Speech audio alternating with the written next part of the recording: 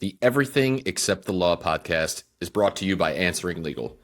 For more than a decade, attorneys have trusted our 24/7 virtual receptionist service to keep their phones covered and their clients cared for. Now, we're raising the bar with an AI-powered intake chatbot, live translation services in over 180 languages, and 76 seamless tech integrations. Our goal is to make running a law practice simpler while helping you capture every new client opportunity. And don't worry, our receptionist team is still the best in the business at turning first-time callers into loyal clients. Find out what's possible by visiting answeringlegal.com. You'll find a link to our site in the description of this episode. Let's get to the show.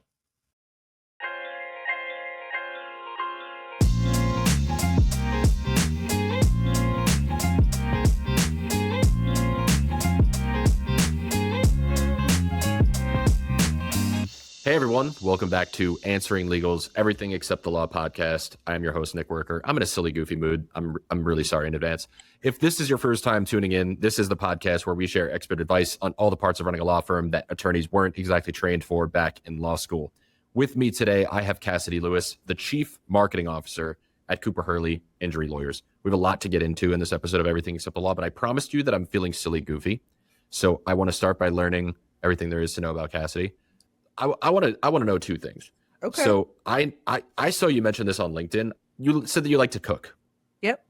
If someone invited you to a holiday gathering, what homemade dish should they expect you to make? That's not fair. I'm expected to make everything, like for friends and family. Typically, what they are going to request, my family is going to request the macaroni and cheese. Hell yeah. That's what I get the most requests for. Okay. So I just had Thanksgiving. We all just had Thanksgiving. There's 6 of us. My brother and sister-in-law, my mother and father-in-law, and then me and my wife. My wife made 6 sides, a full turkey. My sister-in-law brought 4 desserts, and 3 people are like dietary restricted. Like my brother-in-law can't have dairy. My father-in-law doesn't eat gluten and all. It was insane. And so I was one of 3 people that could eat macaroni and cheese, and there was a lot of macaroni and cheese. Yes. As it I still have more. But what was the thing I commented on that they made for you? The people in your office made for you? I don't remember. I don't typically get cooked. No. My team for National Bosses Day, they bought me a Ninja Foodie. So it's like a cracker Got it. Yeah. It sautés, it's a rice cooker, it does a bunch of stuff. And they bought it and I was so excited about it. And then they said, yeah, we did this so that you have something big enough to bring us more food. And I said, oh, okay. Well, that's also okay. There's worse things to be known for. I'm not going to tell you the worst things that I'm known for. Uh-oh. I did have one more question for you. Oh, tell me about the mac and cheese. Like a little bit. Just tell me a little bit. First things first. You need to cook your noodles in chicken broth. Your noodles should be good enough to eat by themselves. Chicken broth, salt, and garlic, like fresh garlic, not the minced stuff, like you minced it yourself. And then I make a roux, so like butter, flour. I season it. You don't need a lot of salt for macaroni and cheese, but I season it, like so onion powder, garlic powder, like basics like that. And then it's a 5 cheese mac. So it's smoked Gouda. You have to have a smoked Gouda. You have to have a smoked cheese. Seriously sharp cheddar, which is the white cheddar. Extra sharp, which is the yellow. Mozzarella for the creaminess. And then Monterey Jack to sort of mild everything out. More fresh garlic. And then, of course, and then I use the corkscrew noodles too. They hold cheese more. I don't use the typical macaroni noodles. And then it goes in the oven. Like 30 minutes or so. I don't do egg. I like breadcrumbs on my macaroni and cheese. Everybody does not. I do it, but like if I'm doing it for me, I'll put some breadcrumbs on it. But it goes in there until it's bubbly and sort of crisp. My husband likes his like really crisp on top. I cannot believe that you just said that all on recording. I'm so happy. Holy smokes. I love breadcrumb on top. My wife put breadcrumbs on top, which was another gluten-free dietary, or maybe she used gluten-free bread. I don't remember. I don't know. They're good. It doesn't matter. All right. I've pestered you enough. I will ask you only professional things from now on. That's such a lie because I'll ask you Whatever. nonsense from here on out. Okay. Can you tell me a little bit about your journey in legal marketing and then how you ultimately ended up at Cooper Hurley? Oh my gosh. I'm about to post a story on LinkedIn. Okay, so have my undergrad and master's in marketing. Have been in marketing most of my career. I was in the energy sector for a bit, but really, when you looked at my job, it was really marketing. But been in most facets. So nonprofit, I used to run campaigns, worked at a few Fortune 500s, owned my own agency, and then got pregnant and sold my book of business, just sick, really sick. And then I stayed home for 2 years. But how I got to Cooper Hurley Injury Lawyers to me is such a fun hiring story. And when my daughter turned 1, I interviewed at another law firm and got down the sort of hiring process. And I was arrogant because I thought I had it, like I really did. And then get the call from the office manager. And, you start playing that paycheck. And she told me I didn't get it. And I was like, you know what? That's God's way of telling me just to go back to my business. So a year later, I get a call from Cooper Hurley Injury Lawyers telling me that they wanted to interview me for their CMO role. And I came highly recommended. And because I was in the local marketing community, I was like, oh, okay, like somebody. But I asked Jim, my boss, who you just met, was singing on LinkedIn. I said, who highly recommended me? And he said that the lawyer that I interviewed with a year before recommended me. And I just thought that was so cool because, you kind of, down in the dumps after not getting that job, right? Like, dang, like I thought I really had done, I think 3 interviews, done a write-up, blah, blah, blah, blah, blah. And it was my first time really putting myself out there after having my daughter. But he thought enough of me to recommend me. And I still get to see that lawyer all the time. I just took his newest marketer out to lunch this week. So I think it's an interesting story. It's the wildest hiring story I've ever heard of. I love it. You never know what you say. Like you think it might have such a small impact on people and then you write it off completely. Yeah. And then all of a sudden it's a big deal to them and they really appreciate it. I did what I considered to be a very small favor for a friend who we work with. And it was for his mom. His mom is over the moon, sent me and my wife like this beautiful thank you. My wife was in tears multiple times because you do a nice thing for somebody. Yeah. And she also happy cries a lot. So do I will admit.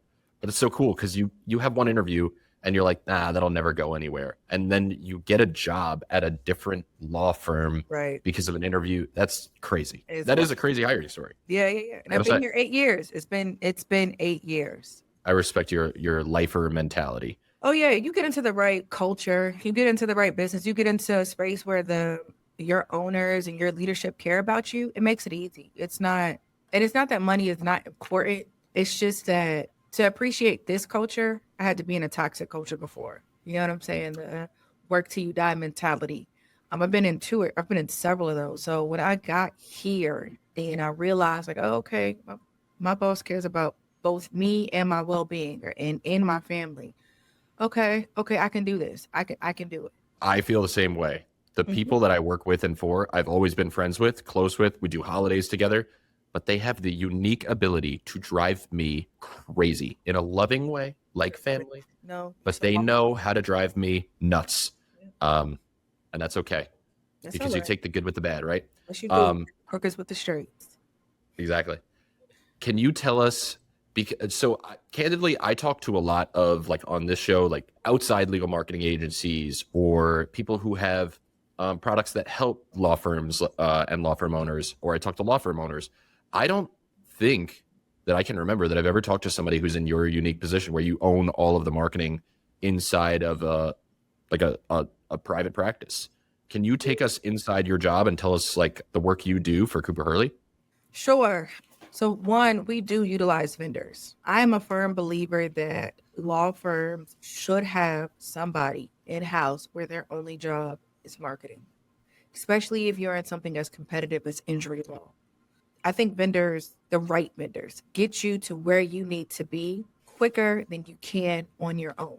But to have someone whose job is to care about, only job is to care about the marketing, branding, communications, client experience for your firm makes a big difference. Because even vendors, their primary job is to be concerned with their bottom line, right? And there's nothing wrong with that. They're business owners, right? For them to be good vendors, they have to be profitable, right? There's nothing wrong with that. But I've never heard a good vendor discourage a law firm from having in-house marketers. Typically, I hear, maybe they're just saying it to me, but typically I hear that the partnerships with law firms that have in-house marketers are much easier because marketing overall is people put it in this creative space. Oh, it's just you go create and you have fun and you do social media posts. And it's so much, it's ops, it's numbers. If we do our job right, we control the revenue, right? Like we may not control profitability, but we have a large impact on revenue for the firm. However, that's not the question that you asked me, but I thought it was important enough to talk about. I think it speaks to the question I asked you. So every day looks different. I'm the chief marketing officer. I have a team. There are 5 of us all together. 5.5 technically. I handle digital marketing, but I work with an SEO vendor. I think again for PI, it's important to have an SEO vendor because God knows.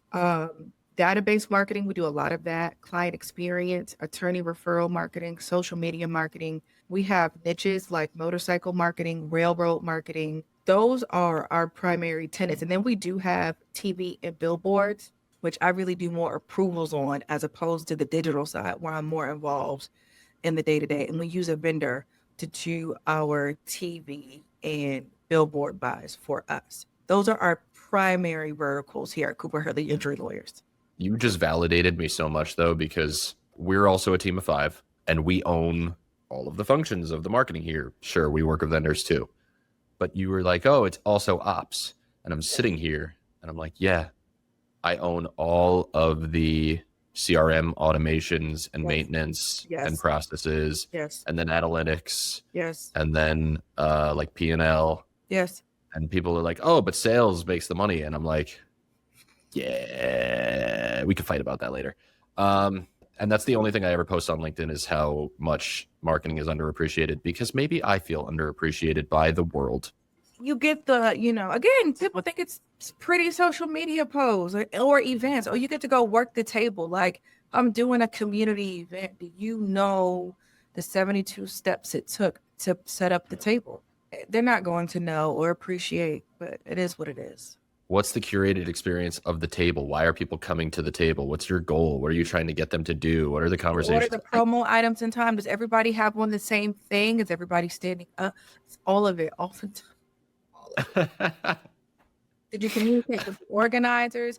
Did we give the money? How much money? Did they put the backlink on the website like they said they were going to? All of it. Did you get the electricity? Did you pay for the Wi-Fi? They get you for everything too. Yeah, I say this, and my husband says I don't appreciate my creativity because it's natural. I think that as a general rule, marketing could go on with no more creative ideas. We could just fully execute the ideas that we have, like just operation, because typically creatives aren't the best at ops. Like I get bored with yes. I want to do it one time. I want to do the ops one time. I want to run it through one time. After that, I want to delegate. So, I mean, if we could just like fully execute what we have on the table, we'll be fine. Yeah, I agree with that. Yeah. I don't have to go down a rabbit hole on that. I like it. I have a separate question for you then, because you said you're a firm believer in that all law firms should have internal marketers.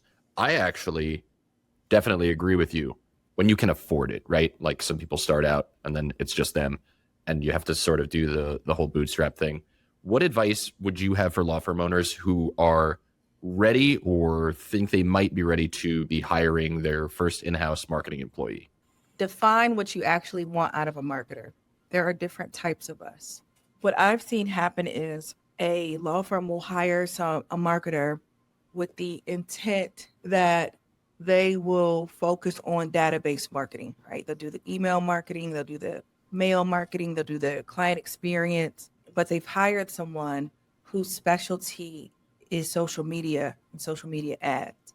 So first, I think you should identify the top 3 duties you want this person to be responsible, or I guess the top 3 responsibilities, and then begin your hiring process. Law firm owners, like a bunch of other industries, group marketers all the same. If they think if you're young, you can do social media. I think if you're old, you want strategy. And it's just none of those things could be true. So really identify what you're looking for in your marketer. And before you even get there, I look at the 2 or 3 spaces where you're getting clients from now, primarily, right? So have your marketer dive deeper into those. And then the one space that you think you should be getting clients from. So if you're really good at getting clients from attorney referrals and from past clients, you want that marketer to be able to continue that. But if you know you should be getting more from digital, right? Then you need someone that has some digital experience. And so I think like really knowing what it is that the firm needs first before you just try to go out and hire Bob off the street. That's a great suggestion. Find somebody who's already good at your primary channels. So I love the whole T-shaped marketer, but that goalpost keeps moving on me, because it used to be like, oh, you have to be a developer and a designer, and so No. I fail at those things. No, you can't. But recently, this is so cool for me too, is I guess I'm getting to the age where my friends are launching businesses, and I have a friend who just launched what I think is one of the coolest ideas ever. It is like a lifestyle athleisure brand for, it's like leggings, sports bras, and they match to your dog's harness and collar and like bags and accessories. It's so cool. And she asked me for advice on marketing. And I'm like, oh, this is great. You should do this. You should do that. And she's like, no, like, what should I do on social media? And I am not the social media guy. That is one of the things that I can look at it and I can appreciate it, but I'm not the social media guy. I cannot help there at all. Yeah. And so if you hire me to do social media, I'm gonna suck at that job for you. Although I would say I have some strengths in other areas. Right. And you know what's funny is lawyers should really understand it, because they have practice areas, right? It's the same thing, right? Like your injury lawyer if you're an injury lawyer, that does not mean you're good at family law. If you're good at family law, does not mean you're good at estate planning. So like, it's very similar. And sometimes when I say, they're like, oh, wait, but yeah, we're not all the same. Like, I can't design. Like, I can't even write my name neatly. I don't get me designing, because I'll fail every time. And I remember my boss being surprised at that one time. Like, what do you mean you can't design? You're a marketer. So, oh my God. Yeah, no, that's just not it. So I think it's our job to do a better job of educating the diversity amongst us. But yeah. I want to ask you, because legal marketing is obviously, it's not that much different from regular marketing, but it really is. How would you say that your or the firm's marketing approach has changed since you first started? Like, what are some of the shifts that have happened? What have you gotten into? What have you gotten away from? Has it largely remained the same? Like, what are you seeing? I got rid of gut feeling marketing. I don't like gut feeling marketing. I hate gut feeling marketing. I feel like I hate it. And we are much more data driven. That gets sticky when it comes to like branding, but I want to dive deeper in the spaces that we do well in. That's what I want to do. And we can introduce new verticals. We can introduce new channels, but we need to make sure that it makes sense. I think both that we've moved toward to doing more data or data-driven marketing, but also research-driven marketing, which is not necessarily the same. I think research is largely missing from the legal marketing world, where for other industries, like they don't make decisions without the research, which I mean, I guess can be debilitating, but we don't do a lot of research. We don't really know the consumer. We don't really know the region. We don't really know our database. We don't really know what people think of lawyers. We just sort of assume they don't want to hire us, which is true, which is one of the reasons that legal marketing is so different from other industries. But we don't really know our buyers. We don't. We are much more intentional about the data. And then we are also very curious in our research. Can you tell me more about so I started using a tool called Spark Toro because Rand Fishkin, big fan, Love his hair. Could never get my hair to do that. How do you do your research? What does that look like? I might hire a company. We've done focus groups. I do a brand recall report with Marshall Marketing every year. So they look at like 1,000 or so people in my region, and they say, name every injury lawyer that you can think of, right? And we've gone from 2% to 4% to 7%, 13% to now I think we're at 18%. And then they break that down by city for me. So I know which city knows me the least, right? I know who knows me the most between men and women. I know my deficiencies and I know where I do very well. I want to dive more into women because they're most likely to get hurt and seek treatment, but men are most likely to get to these bad accidents. We started on the south side, but the peninsula doesn't know me well. I just know those pieces, okay? But in addition, I do research internally on our cases, on our database. Who's in our database? By zip code and why. We did one of my favorite ones that I do every other year is our top 60 cases report. Well, I looked at the top 60 cases and I went in, which you're not supposed to do with research, thinking I'm just going to find out X, Y, and Z. Way off. I was way off. But, we found out that our most common client, like our everyday clients, look nothing like our clients with big cases. I mean, like actual opposites, Nick, in almost every facet. Actual opposites, which of course shows the diversity of our clientele, but just like I have to talk to them differently. So yeah, sometimes it's me hiring someone. Sometimes it's me doing some research myself. That was fun. I think we have similar ideologies on marketing. I wouldn't say that I don't do gut marketing though, because as much research as I can possibly do, and I don't do focus groups, and I think that would be a lot of fun. Like I said, I use SparkTuro for like most of the research that we do, but that's behavioral based and sort of like, I'll tell you one cool thing that we found out recently. When I first started here, I like to say I'm pretty sure I'm employee number like 22 in the company. Oh my gosh, I think I'm 21, 20 or 21. That's cool. I need to find out what it is now, and I'll let you know what it is. And one of the first things that we did was, because we had a few instances where the engagement with a law firm would be started by like an office manager or some other like operations representative would set up all the things. And then at some point during the engagement, that person would either leave or someone else would make a change on their behalf. And when they did that, the communication lines would get crossed, and ultimately we would get blamed for it because we're the ones who made the change. Absolutely, right? Like we made a change with somebody whose name wasn't listed on the account. So we employed a rule that we have to speak with someone who's either the law firm owner or a direct contact has to establish who can make changes. We had this rule for so long that our only target demographic was like principals or like CEO titles or executive titles like that. When I did additional research, something like 40% of the people who interact with sites like mine and other vendor tools are administrative titles. And I was blocking all of that out in our targeting and in our messaging. I was only speaking directly to law firm owners, where that might not be the case. So like I find that out, but then I do a little bit of gut stuff where I'm just like, what would those people be interested in? Right. And then I kind of play with the messaging. Maybe that's not as much gut marketing as we're talking about. That's your experience. And that's you understanding the psychology of the consumer. I think I'm talking gut marketing when it's like, I see a competitor doing something and I want to do it too. I talked myself out of it as soon as I got to where I was going. And I was like, I was like, Cassidy, you're right. Like, I'm not doing gut marketing. Okay, fair. Okay. I got to but I had to get there. Welcome. Okay, so this is really cool for me because you're super established, right? You have like focus group, like it's so legit, your operation. It is. Yeah.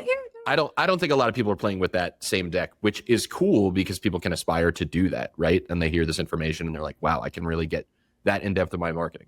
Obviously, I don't think it was always that way. What were like some of the challenges that you faced in like earlier years? And how did that get you to where you are? I'll tell you what I didn't have to deal with. Thankfully, my partners have always believed in marketing. So I didn't have to deal with the we shouldn't do it. That's been a blessing. I have had to deal with presentation of an idea before the firm was ready for it. You know what I mean? Like I knew Yep. be where we are now. And not that the partners didn't have the vision for that, but just I'm like a year or two ahead. Okay, let's slow down. Okay, because what can we actually get done? Because my idea may not be in the budget, but I'm ready to discuss it now. And I think one thing that legal marketers and I have a nice budget too, but one thing legal marketers have to deal with generally, I think you know this. I own the CMO Academy and I mentor legal marketers. They have to deal with trust. Lawyers are not naturally trusting people. We come in with our theories and our ideas and our imagination and our storytelling. None of it is a fact. Like we're pretty sure that like you were pretty sure talking to admins was going to work. It made sense, but you weren't really sure. Nope. And if in that next year you had to do the same budget, but you're talking about taking out 40% of it for this other group of people who we hadn't talked to in years, like, ooh, but we're profitable, we're good. Who are you? And you don't understand our. So I think that's something that we just as marketers within the industry, we have to deal with a lack of trust. And then on top of that, good lawyers are intelligent, right? They're intelligent. And so being trusted as the subject matter expert on marketing, right? So like, hey, I think we should do such and such. No, we shouldn't. No, I don't think we should. Why not? Well, because X, Y, and Z. Well, such and such did it. That doesn't make it right. Like, you know what I mean? Like being trusted as the subject matter expert is a big hurdle that we have to get to, you know, from the you don't know anything. And I'm being a little sarcastic too. Okay, I guess you were right about some things to the space where it's, I don't like it, but I'll agree with you. I'll let you do it. You know what I mean? I just think that's a hurdle that we all have to deal with. It's not that we're incapable. And I would say that we're fortunate because I also deal with very similar things, right? And you're trying to convince somebody who's highly intelligent to do something that they're not educated on, right? And their let's call it like MO, because I would say most lawyers are highly intelligent. It's hard being sold on an idea that you're not educated on because you know you have the aptitude to understand the concept that is going to get deployed eventually. And I deal with this so much because I'll be like, oh, I'll give you a good example. Today is December 2nd, 2025. The search engine result page on Google looks absolutely nothing like it did, I don't know, even a year ago. It is absurd. It's AI overviews. Then there's Google business profiles on the side sometimes. Then there's ads. Then there's organic results. It's a disaster right now. Then there's AI mode. There's everything, right? So I want to invest a little bit more in expanding our paid keywords because we're not getting the same organic visibility that we've always been getting. And the AI overviews make it hard for us to tell what our organic visibility is because everybody's included in that. So how can I really justify saying that like I'm in the number one result if it's an AI overview with everybody else, right? And the people that I'm talking to are intelligent enough to understand all that concept, but taking them through step by step why it has to go there is exhausting. I get what you're saying. Yeah. But it is a good problem to have because otherwise, like if you're not getting pushback, you're not going to grow. You're just going to do whatever you want and then think you're right all the time. And then you'll act with impunity. That's true. I think there are times where I have not been right. There have been times where they've posed a question that really meant because they're outstanding critical thinkers. I mean, their job, like you think about their job in the courtroom is to break down somebody else's argument. I have never been hit with as much pushback in a job. You know, I worked at, you know, a pretty large financial company and it was just like, okay, whatever you want. You know, they're practitioners and they're intelligent too, but it was a different type. But they make you, I come to the table ready for their questions and makes you think something all the way through. And I tell them that they make me cynical though, but it makes you think something all the way through which means that some of your ideas are not going to make the cut and that's okay. Yes. And then I try to be grateful for that later because I'm never grateful for it in the moment. I kind of want to ask you this because I unfairly talked about marketing in its current state. What's going on in legal marketing right now for you? Because I everything's on fire. What would you say is like the biggest change that you're seeing and trying to pivot toward in where December 2nd, 2025, date us because maybe this will be out of date at some point. But what's going on? So I don't think everything's on fire. I think digital's on fire. That's fair. I think TV is expensive. Streaming is fragmented. Cities are limiting the number of billboards. Dang, this is making me sound like it is on fire. PEs are getting into legal, which means they are like stuffing money. And then you have law firms that are expanding out of area and out of state.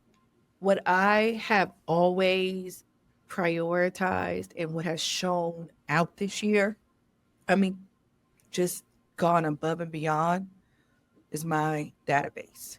It's the only marketing we own. It's the only marketing data we own. That's it. That's it. Like I can't control anything else. Everything else is on fire. I'll tell you this, and I'm upset about it, but I'm appreciative of it. We technically have about the same auto intakes that we did last year. Technically, we've grown a good amount too. I haven't done all of my end of the year numbers, but we are opening, I think, 12 more cases a month than we did last year. Where digital is falling short, where TV is stagnant, my database is referring clients left and right. So focusing on our database, controlling our controllables has made us more profitable. I will say that as of last summer, I started managing intake too. So even those calls that are coming in, we have these higher conversion rates. So I am trying to control the controllables because maybe you're right. Everything outside these doors is just going crazy. And it's something new every month. Something new. I mean, I was looking at my plan. I'm finishing up the planning for 2026. I was going through my 2025 plan. I'm like, why didn't I do this redesign of the homepage in Q1? Well, because in February, AI overviews hit. And I mean, my office looked like, like random notes and let me go try that. And that, you know what I'm saying? Like that became the focus, which it shouldn't. We should not allow Google and their mess to control our year, but it happens. But controlling my controllables, database, marketing for sure, putting more people in my region in my database and then marketing to them and then intake. So I want to ask you about this because I'm actually specifically curious about this. And I have the CMO Academy bookmarked on my computer because I was going to join it, but I am so busy, but I should give myself the gift of doing your CMO Academy. I want to ask you about it. Can you tell us like how it came to be, the mission behind it, what goes on selfishly? What's in there?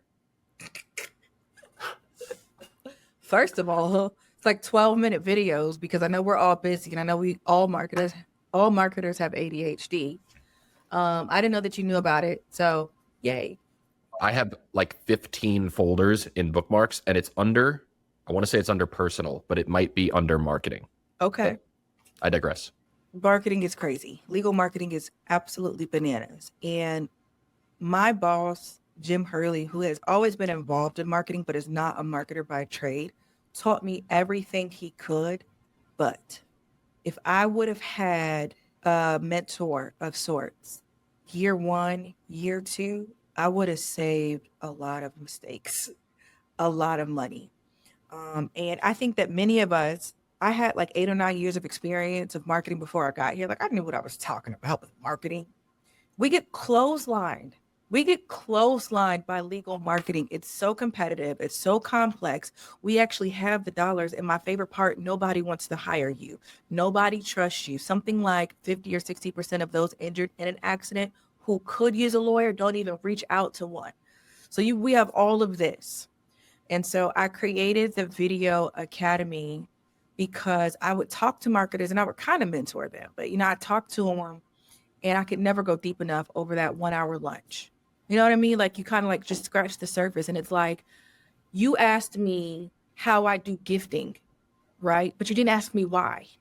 And if you knew my why, you could figure out your own hows. Figure out your own house. You don't got a gift like I give.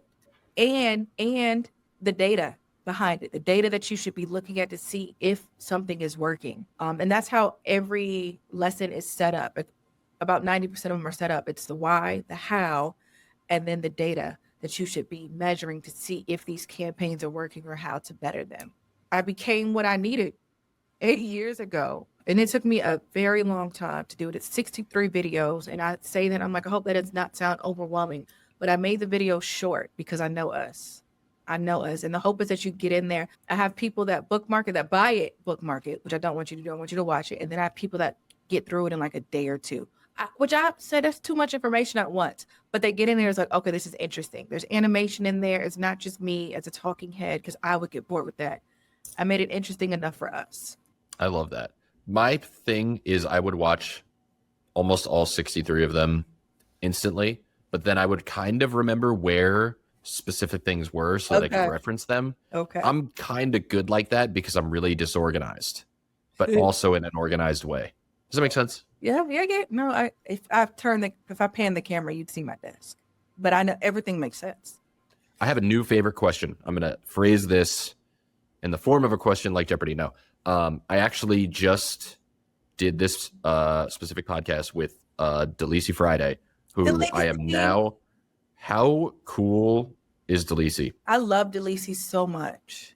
I am her new biggest fan, and it's so I'm going to phrase it the way that she would phrase it. What is the best way for me to refer people to you, the CMO Academy, and Cooper Injury Lawyers, and for people to get in contact with you? Okay.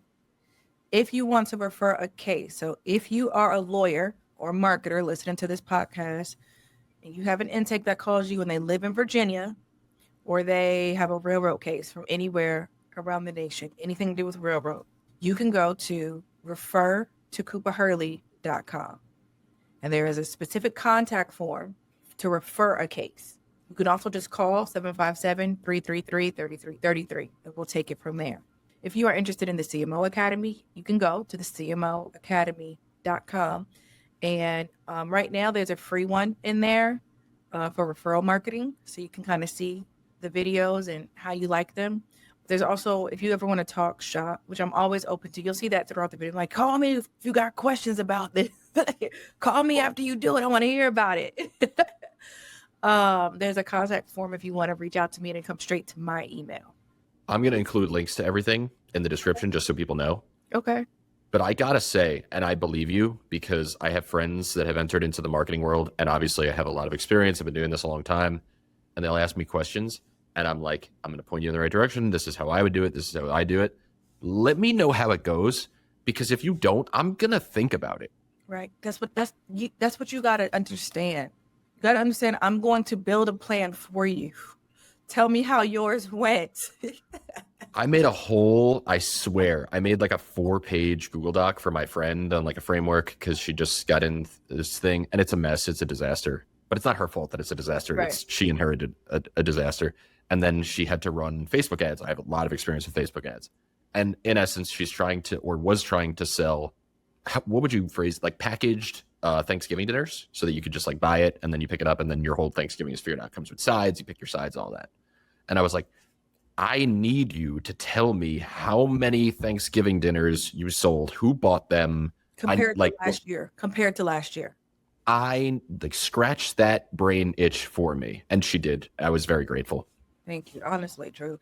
And you know what? Selfishly, I'm going to tell you this, Nick. Selfishly, the CMO Academy and the people involved, because I end up being the floor. They know what I do and they can implement it. But man, they come back with some good stuff. Oh, they come back with some good stuff. I'm like, you did what?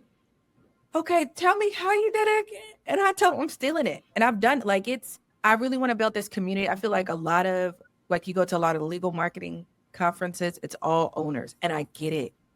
But I'm building this tribe of legal marketers, the ones that are in there doing the work. And I get it. A marketer can leave tomorrow, but a lot of us have been in the game for a long time.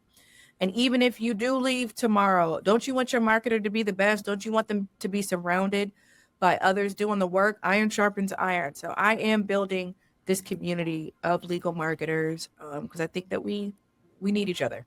I need to be in, but I'm B2B, but I have a lot of experience with legal. So I think it'll be fun. You guys will teach me how you would do it, and I would teach you how I would do it. Let's do it. Let's do it. Hell yeah. Okay. I'm going to let you go.